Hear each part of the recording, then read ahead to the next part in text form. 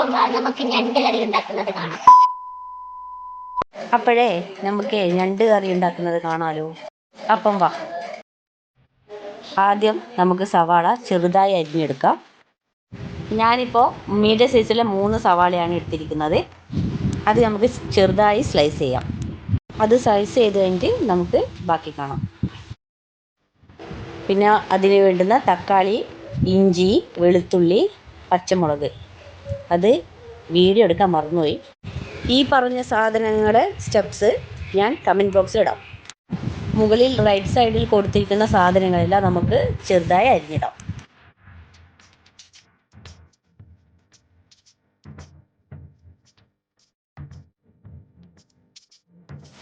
ഇതിന് വേണ്ടുന്ന പൊടികൾ എന്തൊക്കെയാണെന്ന് ഞാൻ പറഞ്ഞുതരാം. മുളക് പൊടി, മഞ്ഞൾ പൊടി, മല്ലിപ്പൊടി, കുരുമുളക് പൊടി, പിന്നെ ആവശ്യത്തിന് ഉപ്പ്, പിന്നെ ബേ ലീഫ്, പിന്നെ ഗ്രാമ്പൂ, പട്ട എന്നിവയെല്ലാമാണ് വേണ്ടത്. പറയാൻ വിട്ടുപോയി, ഇതിലേക്ക് കറിവേപ്പിലയും മല്ലിച്ചപ്പും വേണം.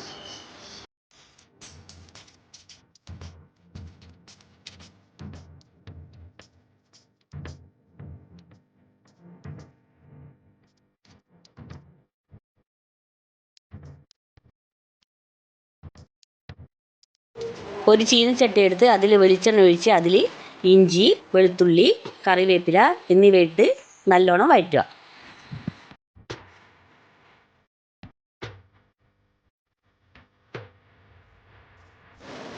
വെളുത്തുള്ളി, ഇഞ്ചിയും കറിവേപ്പിലയും ഒന്ന് വാടിയതിന് ശേഷം അതിലേക്ക് പച്ചമുളക് ഇടുക.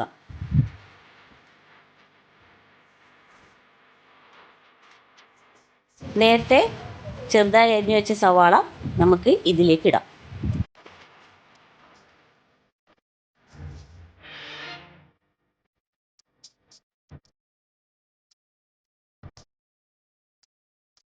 ഇനി ഇതെല്ലാം നമുക്ക് നല്ലോണം വഴറ്റിയെടുക്കാം.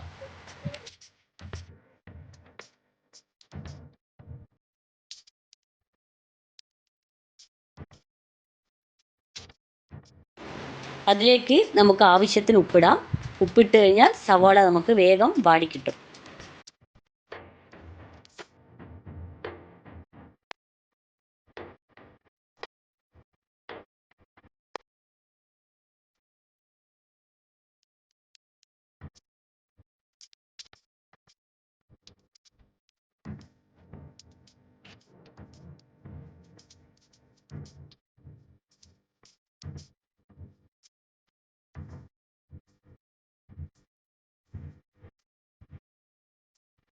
ഇനി നമുക്കിതിലേക്ക് നേരത്തെ കാണിച്ച എല്ലാ പൊടികളും ഇടാം.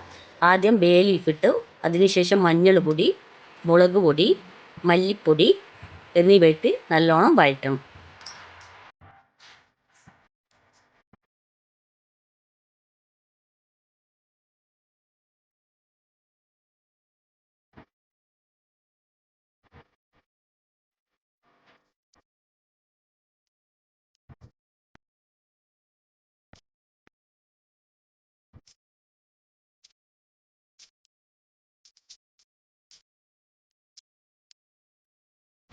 ഇനി ഇതിലേക്ക് തക്കാളി ഇടാം. എന്നിട്ട് നല്ലവണ്ണം വഴറ്റുക.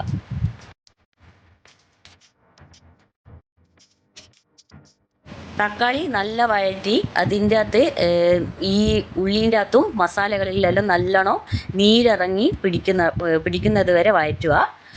അതിനുശേഷം മൂടി വെക്കണം. മൂടി വെക്കുന്ന വീഡിയോ എൻ്റെ ഇതിൽ ഇടാൻ മറന്നുപോയതാണ്. അതിനുശേഷം അതിലേക്ക് ഞണ്ട് കുറച്ചായിട്ട് ഇടുക. ഇനി ഞണ്ട് മസാലയെല്ലാം പിടിച്ചു വരുന്നത് വരെ നല്ലോണം ഇളക്കുക. മസാലകളെല്ലാം അതിൻ്റെ മുകളിലേക്ക് ആകുന്ന രീതിയിൽ നല്ലതുവണ്ണം വഴറ്റിയെടുക്കണം. എന്നാലേ ഞണ്ടിന് നല്ലോണം മസാല പിടിക്കുകയുള്ളൂ.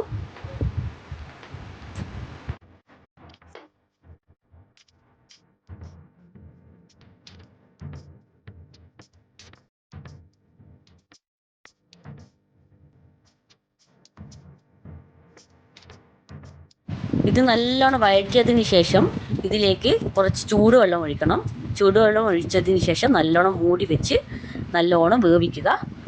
വേവിച്ചതിന് ശേഷം അതിലേക്ക് തേങ്ങാപ്പാൽ ഒഴിക്കുക.